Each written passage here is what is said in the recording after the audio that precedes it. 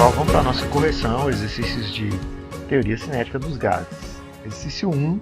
Em um recipiente fechado, certa massa de gás ideal ocupa um volume de 12 litros a 293 Kelvin. Se este gás for aquecido até 302 Kelvin, sob pressão constante, seu volume será... Então, pessoal, nós temos o quê? Um gás confinado com 12 litros, tá? A uma certa temperatura, tá? Que é a condição inicial. Então, essa condição inicial é alterada. Veja, se este gás for aquecido, então eu alterei a temperatura dele. Essa temperatura é a condição final. Perceba que no próprio texto dá para encontrar a condição final e a inicial olhando, né, o desenrolar dos fatos no experimento. Se a pressão é constante, é uma transformação isobárica, não é isso? Então, nós vamos usar qual fórmula? A fórmula da pressão constante. Se a pressão é constante, ela é eliminada daquela forma dos gases, né? E eu tenho o quê? V1T1 é igual a V2T2. Veja bem, meu volume V1 é o volume da condição inicial, que é 12. Tá? Meu volume V2 é o que eu quero achar aqui. Tá? Minha temperatura inicial é 293. Lembrem-se que já está em Kelvin, eu não preciso fazer aquela transformação. Tá? E a minha temperatura final vai a 302. Tá? Fazendo as contas aqui, multiplicando cruzado, eu tenho 293 V2 é igual a 12 vezes 302. Tá? Então, eu tenho 293 V2 igual a 3.624. V2 é igual a 3.624 dividido por 293. Eu tenho a resposta de 12,37 litros. É o volume que ele vai adquirir se eu aumentar a temperatura, letra A.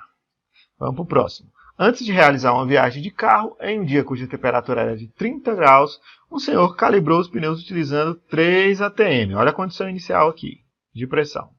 Quando chegou ao destino, depois de algum tempo de viagem, mediu novamente a pressão. Mediu novamente, chegou no destino, então é a condição final. Mediu a pressão dos pneus e constatou 3,4 atm de pressão. Sabendo que a variação dos volumes, ou do volume dos pneus, é desprezível, marca a alternativa que indica a temperatura em que se encontravam os pneus. O que eu tenho de informação? O carro saiu, a temperatura era de 30 graus e a pressão 3 atm. Quando ele chegou, ele mediu a pressão do pneu. A pressão estava 3,4. Se a variação de volume é desprezível, significa que é uma transformação isocórica ou isovolumétrica, cuja a fórmula, pessoal, nós utilizamos a fórmula de volume constante. Mas antes, pessoal, nós precisamos verificar o seguinte. A temperatura aqui está em graus Celsius, eu preciso transformar para Kelvin. A fórmula está aqui, né? TK é igual a TC mais 273. Se eu tenho TC, que é a temperatura em Celsius, igual a 30, eu somo com 273, eu tenho 303 Kelvin. Feito isso, eu vou colocar a minha fórmula onde eu tenho pressão e temperatura e o meu volume desprezível, constante. P1, T1, P2, T2. Qual é o P1, pessoal? P1 é 3, que é a condição inicial do cara. E a temperatura 1 é 303, que corresponde a 30 graus, não é isso? É a condição inicial. Ele chegou no destino e mediu a pressão do pneu, estava 3,4. Então é a condição final. A temperatura 2, que é a final, ele quer saber. Multiplicando cruzado, 3 vezes T2 é igual a 303 vezes 3,4. T2 é igual a 1030,2 dividido por 3. T2 é igual a 343,4 Kelvin. Tá? Pessoal, ele deu a temperatura em Celsius na resposta. Então é só a gente pegar a formulinha e substituir novamente. Se essa temperatura em Kelvin, eu vou substituir no TK. Então 343,4 é igual a TC mais 273. TC é igual a 70,4. A nossa resposta, letra A. Vamos embora. Olha só. Certa massa de gás de hidrogênio ocupa um volume de 0,760 e pressão de 0,164 em uma dada temperatura. Qual o volume ocupado pela mesma massa na mesma temperatura sob pressão de 0,1 atm? Então veja que a condição inicial dele é o que ele refere aqui, né? 0,760, 0,164. E para chegar na pressão de 0,1. Tá? Então, pessoal, em uma dada temperatura, isso significa que a temperatura está constante em uma dada temperatura.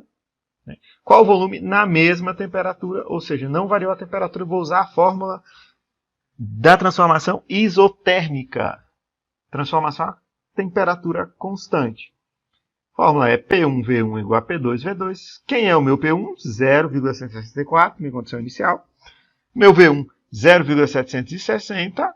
Meu P2, 0,1 é onde eu vou chegar, minha pressão final. E o meu V2 é a minha incógnita a ser encontrada. Tá?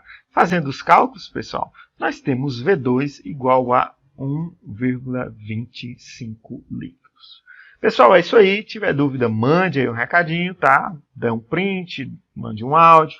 Tá? E vamos seguindo aí. Segue uma lista aí de exercícios de aprofundamento, tá? Exercícios um pouco mais elaborados, com algumas coisas novas e mais profundas um pouco do que a gente viu, para estimular vocês e vocês possam ter um aprendizado melhor, tá? Então a nossa aula de hoje é prioritariamente resolver esses exercícios aqui, tá?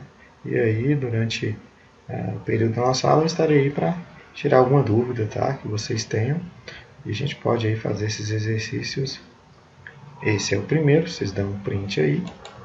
Eu tenho aqui o terceiro exercício, tá? Um pouco mais elaborado que os outros que a gente já fez, tá?